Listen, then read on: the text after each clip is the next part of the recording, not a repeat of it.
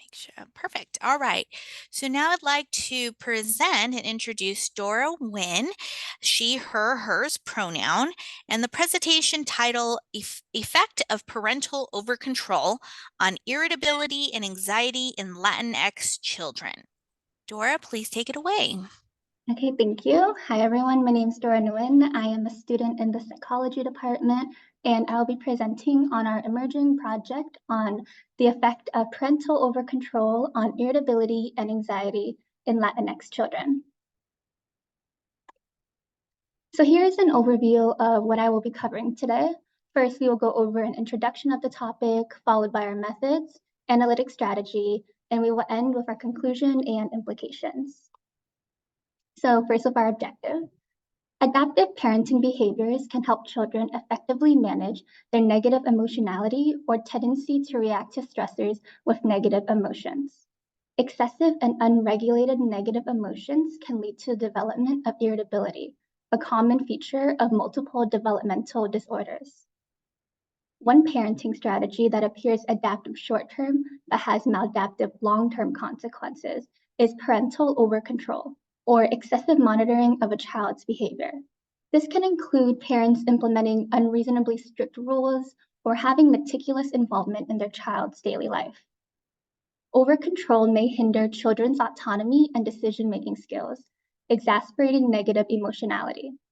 While some control is essential in parenting, overcontrol may escalate irritability and anxiety due to a child's limited freedom and blunted self-competence. Importantly, parental overcontrol may be influenced by cultural factors. Preliminary data from our ongoing study at the Kind Lab point to the possibility that cultural factors, such as parental pressure to acculturate to US norms, may shape parenting behaviors and child irritability. While the pilot data does not directly look at parental overcontrol, it suggests that parenting practices may interact with cultural norms. For parents who feel pressure to acculturate, inconsistent parenting and corporal punishment is positively correlated with child irritability, suggesting that additive cultural stressors may influence parental behaviors. In contrast, cultural values such as Spanish language proficiency, which is an indirect index of identification with the Latinx culture, appears to moderate the association between punitive parenting and child irritability, suggesting that Latinx cultural values may protect against irritability risk. So we will be using exploratory linear regression analyses to test the differential effects of parental overcontrol and cultural factors on irritability and anxiety separately. We predict that parental overcontrol will positively predict irritability and anxiety. Additionally, pressure to acculturate will serve as a risk factor, exacerbating these effects, whereas Spanish proficiency will serve as a protective factor, mitigating the effects of parental overcontrol on irritability and anxiety. Moving on to our methods. Our participants will consist of Latinx children ages 8 to 13 and their primary caregivers. And primary caregivers is just someone who takes on the most of the day-to-day caregiving responsibilities, such as helping the child with homework, cooking, or driving them to school. And these participants will be recruited from an ongoing longitudinal study of socio-emotional development in Latinx girls, but we are also open to including boys as well. Additionally, we will utilize the UCR Psychology Child Database, flyers, and outreach programs within the Inland Empire to gather participants. When the parent and child come into the lab for the visit, they will first both complete a pre-questionnaire. They will then be exposed to the stressor, complete a post-test questionnaire, and their visit will conclude with a debrief on the true purpose of the study. So to look at the cultural effects of parenting styles, parents will respond to the MASI. This is a 36-item scale that assesses acculturative stress among people of Mexican origin living in the United States, including Spanish competency pressures, English competency pressures, pressures to acculturate, and pressure against acculturation. Given our pilot data, pressure to acculturate and Spanish proficiency will be assessed as separate moderators on the effect of parenting style on child's irritability and anxiety. We will be measuring parental overcontrol in two ways. The first way will be using this parenting questionnaire. This scale looks at behavior, affective, and cognitive aspects of parental overcontrol, having parents self-report on questions including, I encourage my child to be curious, to explore, to question things, and I do not allow my child to get angry with me. To measure child irritability, we will be using the RE. This is a standard questionnaire that has been widely used and validated in many communities. The child will assess their behavior in the past 6 months using statements such as, I am easily annoyed by others and I often lose my temper. Similarly, child's anxiety will be measured using the STAI. The STAI is a self-reported measure and will look at the child's state anxiety. It will be administered before and after the stressor, since we want to see how children's anxiety is affected due to the stressor task and if it is related to parental overcontrol. Moving on, the stressor will take place in the form of a performance challenge task, which was adapted and shared with us from Dr. Borelli at the University of California, Irvine. This consists of 6 impossible to solve puzzles where the objective of the task is to move the given tiles into the empty puzzle frame to match the reference photo. The children will be seated to complete the PCT on a computer with their primary caregiver observing in a seat behind them.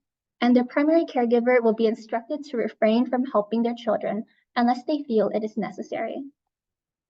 The puzzles are designed to be impossible as only 8 of the 9 correct pieces are presented with 2 distractor pieces. Each puzzle is displayed for 50 seconds and a cartoon frowny face appears when it is not solved correctly.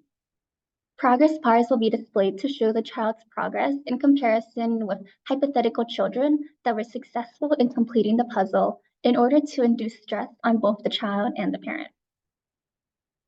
The performance challenge task will be video and audio recorded so that research assistants can reference the footage and code for behavior. We're going to use the Children's Help-Seeking Behavior Coding Manual, which looks at the child engagement and emotion during the task and includes statements such as child turns to look at caregiver, child verbally asks caregiver for help, and child talks badly about themselves. Parental behavior is going to be coded using the BITS, which assesses verbal, physical, supportive, and unsupportive behavior. This includes categories for support such as caregiver praises child success and categories for overcontrol, such as caregiver touches child to provide direction on puzzle completion. Since the parents will be instructed to not help their child unless they feel as if they need it, the behavior coding scale will allow us to measure parental overcontrol as an independent variable and children's response to their parents' behavior as a dependent variable. Moving on to our analytic strategies. Linear regression analyses will test the interactive effect of parental overcontrol with pressure to acculturate and Spanish proficiency on child irritability and anxiety. We predict that parental overcontrol will positively predict child irritability and anxiety, and that pressure to acculturate will serve as a risk factor, exasperating the effects, and Spanish proficiency will serve as a protective factor, mitigating these effects.